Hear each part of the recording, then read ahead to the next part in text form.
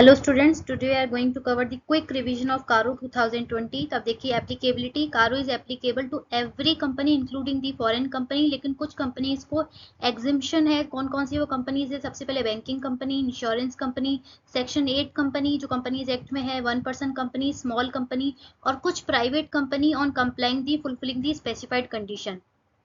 अब देखिए स्टूडेंट्स, ऐसी कौन सी प्राइवेट लिमिटेड कंपनी है जिसके ऊपर कारो एप्लीकेबल नहीं होगा? तो पहला कंडीशन है वो प्राइवेट लिमिटेड कंपनी किसी पब्लिक लिमिटेड कंपनी की सब्सिडियां होल्डिंग नहीं होना चाहिए। उनका पेड अप शेयर कैपिटल और रिजर्व्स एंड सरप्लस 1 करोड़ से ज्यादा नहीं होना चाहिए। As on the balance sheet date पे देखा जाएगा ये 1 करोड़ की लिमिट। टोटल बोरिंग उस प्राइवेट लिमिटेड कंपनी की 1 करोड़ से ज्यादा नहीं होनी चाहिए। बोरिंग्स देखी जाएगी फ्रॉम एनी बैंक और फाइनेंशियल इंस्टीट्यूशन की, लेकिन यहाँ पर है at any point of time देखा जाएगा during the financial year.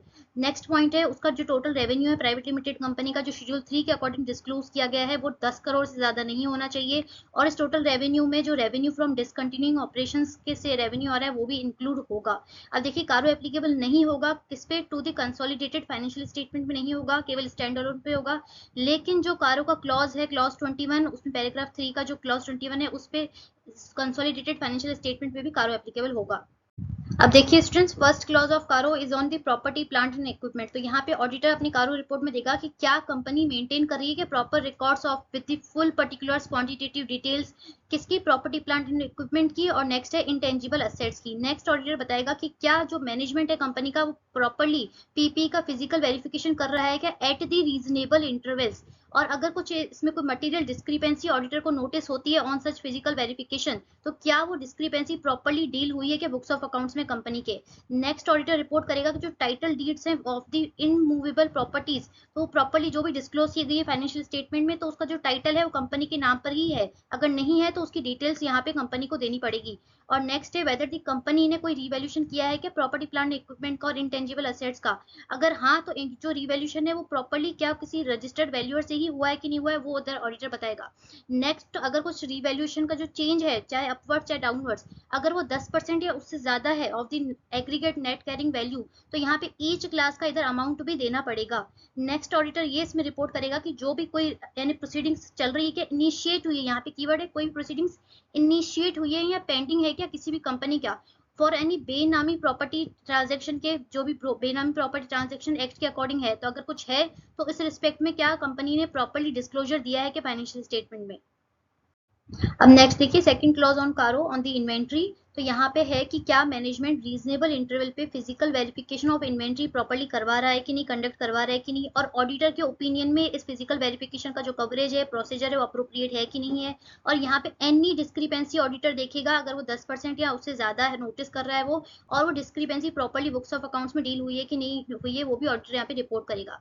Next B वाले क्लॉज में ऑडिटर दिखेगा कि अगर जो कंपनी को any point of time during the year कोई सैंक्शन हुई है कि वर्किंग कैपिटल की लिमिट, अगर उसका अमाउंट 5 करोड़ से ज्यादा है और ये लिमिट किसी सिक्योरिटी पे करंट असेट्स को सिक्योरिटी की तरह देके अगर वो सैंक्शन हुई है, तो इस रिस्पेक्ट में जो भी कंपनी ने क्वार्टरली रिटर्न स्टेटमेंट फाइल किए हैं उस बैंक के फाइनेंशियल स्टेटमेंट के पास, तो वो स्टेटमेंट जो है वो रिटर्न है प्रॉपरली एग्रीमेंट में है बुक्स ऑफ अकाउंट्स के साथ, उनमें कोई डेविएशन तो नहीं है, ये ऑडिटर इसमें रिपोर्ट करेगा।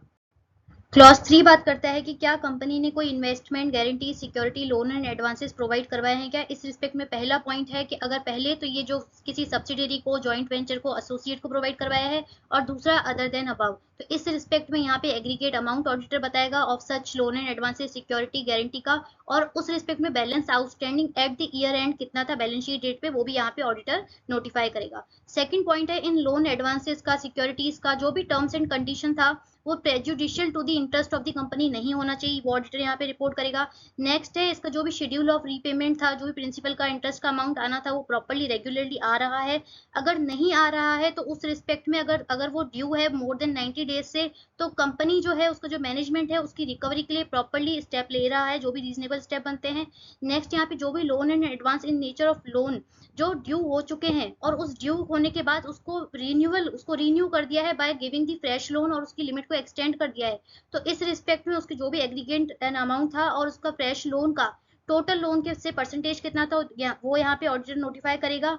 और नेक्स्ट अगर कोई लोन इशू किए गए हैं on the repayable on the demand to the promoters and related party, जो कि यहाँ पे सेक्शन 2 सब सेक्शन क्लॉज 76 में कंपनीज एक्ट में बताया गया है, तो ये भी यहाँ पे ऑडिटर रिपोर्ट करेगा। क्लॉज 4 बात करता है कि कंपनी ने सेक्शन 185, 186 जो कंपनीज एक्ट के सेक्शन है उसको प्रॉपर्ली कंप्लाई किया है कि नहीं, अगर नहीं किया है तो उस रिस्पेक्ट में ऑडिटर को यहाँ पे इस क्लॉज में बताना रहेगा क्लॉज 4 में।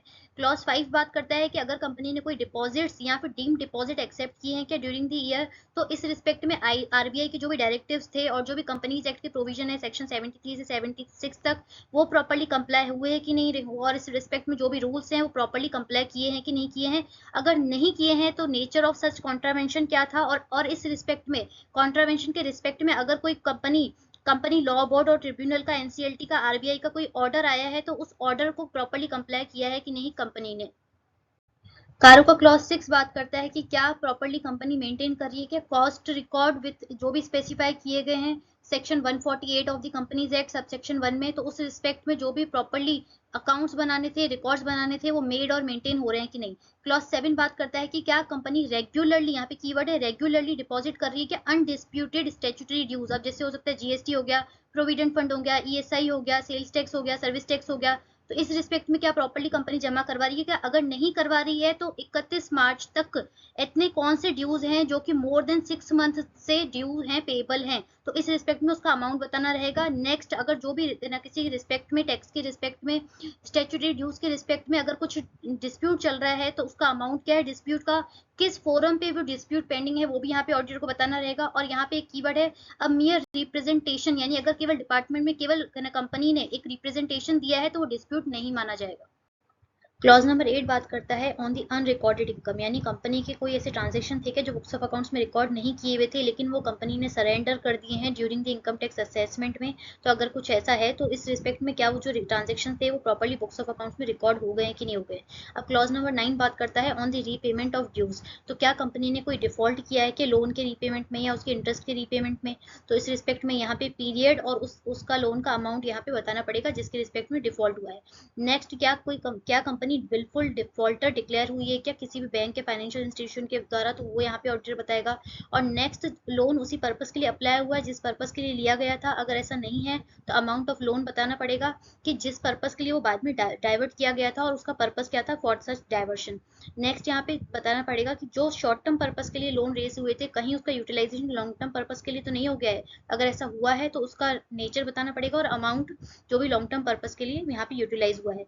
नेक्स्ट, यहाँ पे बताना पड़ेगा ऑडिटर को कि कंपनी ने जो भी फंड्स रेज किए थे to meet the obligation of subsidiary associate joint venture, तो अगर ऐसा कुछ है तो इसके रिस्पेक्ट में यहाँ पे डिटेल बतानी पड़ेगी और नेचर ऑफ सच ट्रांजेक्शन और अमाउंट जितने का लोन लिया गया था to meet out the obligation of such subsidiary joint venture associate. Last यहाँ पे ऑडिटर बताएगा क्लॉज नंबर 9 में कि कंपनी ने कुछ लोन जो रेज किए थे, लेकिन जो लोन रेज किए गए थे by pledging the securities held in its subsidiary joint venture और एसोसिएट के नाम पे उन्होंने रेज किए हैं, by pledging the securities held in such entities, अगर ऐसा है तो इस रिस्पेक्ट में डिटेल देनी पड़ेगी और ऑल्सो रिपोर्ट करना पड़ेगा कि इस जो लोन लिया गया था उसमें कोई डिफॉल्ट तो नहीं हो गया रीपेमेंट करने में।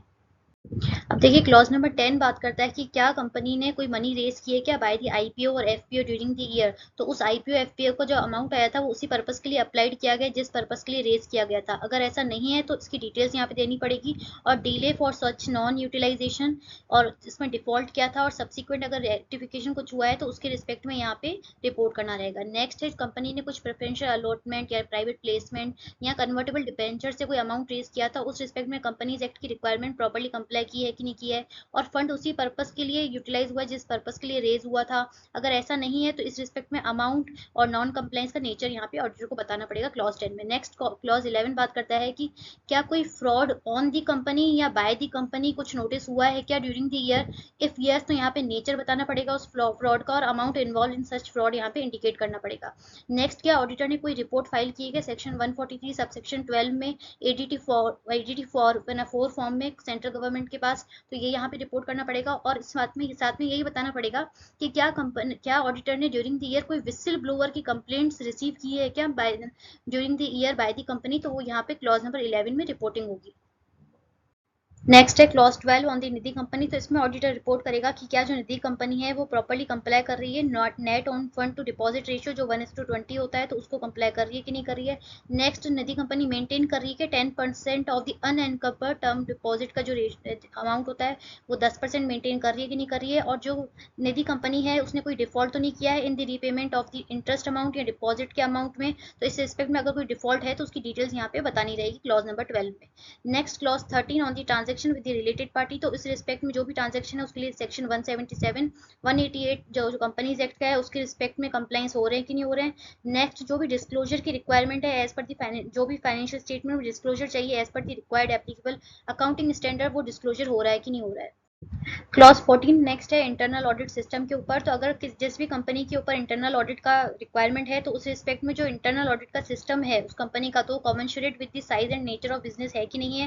पहली चीज तो ऑडिटर ये रिपोर्ट करेगा। और दूसरा ऑडिटर रिपोर्ट करेगा कि जो स्टैट्यूटरी ऑडिटर है उसने during the year internal auditor की कोई रिपोर्ट कंसीडर की थी कि नहीं की थी, तो उसके रिस्पेक्ट में भी यहाँ पे रिपोर्टिंग जाएगी। नेक्स्ट क्लॉज 15 बात करता है for the non cash transaction with the director. तो इस रिस्पेक्ट में कंपनी ने अगर कोई नॉन कैश ट्रांजेक्शन किया है क्या विद द डायरेक्टर्स और उसके person connected with the directors, अगर ऐसा है तो इस रिस्पेक्ट में section 192 of the companies act की रिक्वायरमेंट्स कंप्लाई हुई है कि नहीं हुई है।